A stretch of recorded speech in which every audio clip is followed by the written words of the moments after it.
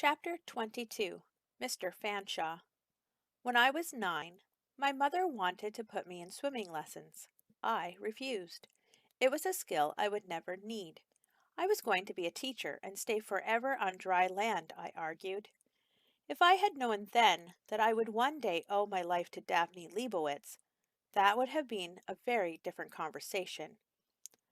I still had no idea what made me jump in the water, taking 300 munchkins with me. On what level did I not know I was going straight to the bottom?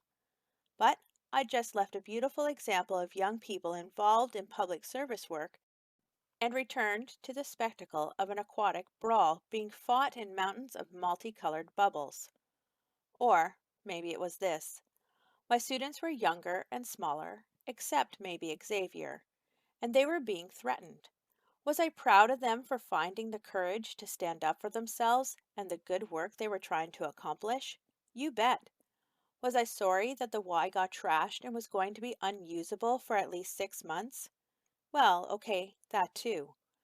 The worst part of all was that the positive action group was getting blamed for everything, while those bullies and jerks from the high school were being let off scot-free. Audra Clinker wrote in her column that the whole incident had been the high schoolers trying to prevent the PAG from vandalizing the Y. Now, the Friends of Fuzzy were earning the gratitude of the community by volunteering to clean up the mess in the pool area that they'd made.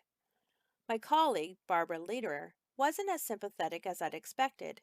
It's your own fault, she told me. You were the one who called Audra Clinker in the first place. You were more than happy with all the publicity you got when she was writing good things about the PAG. But the good things were all true, I reasoned. This is wrong. Those fuzzies aren't heroes. They came to spoil our job. They've been doing it for weeks. Audra Clinker is a reporter, she exclaimed patiently. She follows the story. The story used to be how great you are. But nobody wants to read the same thing over and over again, so the story had to change. I was speechless. Plus, she added, Audra Clinker is an idiot. You're not from around here, but the locals all know that.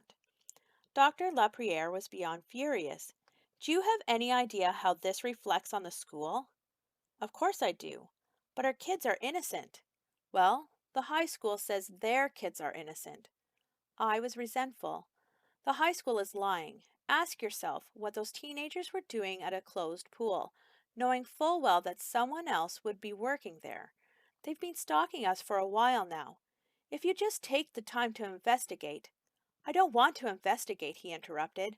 I want it over. Shut it down. I stared at him. The positive action group? It's gone. I was horrified. Don't they deserve a chance to clear their name? I just came from a demonstration of what waterlogged donuts can do to a $70,000 pool filtration system. Shut it down. I begged for mercy. But it's been so good for our kids. The shy ones have made friends. The young ones aren't intimidated by the upperclassmen anymore. Working side by side has done that for them. Take a boy like Xavier. He hasn't been in trouble once since joining the PAG. The principal's lip curled. Not unless you consider ripping apart a giant water slide and using it to assault 20 people. Trouble. Or Freeland, I continued gamely. He never had a thought beyond the football field. Now he has a real life, and his grades are improving. And what about Cameron Boxer himself? He barely left a footprint in this school. Did you ever think we'd see such leadership from him? He held up a hand, policeman style. Save your breath. I'm not saying it wasn't good for a while, but it isn't good anymore. End it. And that was it. I had a lot of good arguments left, but he didn't want to hear them. Dr. Lapierre was my boss. He'd given me a direct order. All that remained was for me to tell 729 pagers that they couldn't be pagers anymore. Well, obviously, I couldn't personally break the news to 729 people, and I certainly didn't want to deliver a shock like that over the PA. So I paged Cameron. It was a testament to how much the PAG had become a part of my life that I wasn't even surprised when he didn't show up. A check of my watch gave me a pretty good idea of where he had to be. I left my office, stepping over the boxes of unsold raffle tickets, and made my way to the second floor boys' room. Sure enough, there was the PAG president, slouched against the sink, phone in hand, playing that game he loved so much. Something about clans. Cameron, I said gently. I startled him, and he nearly dropped his phone in the process of fumbling it out of sight. Oh, hi, Mr. Sir. I was just. It's all right. I'm not going to report you.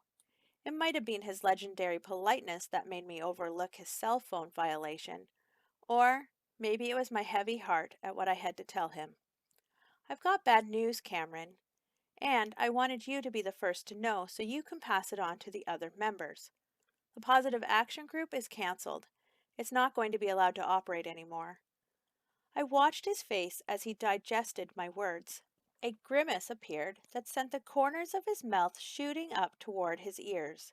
If I didn't know better, I'd have sworn it was a huge, Grinch-like grin. He was working very hard to keep his emotions in check. It was wonderful while it lasted, I went on.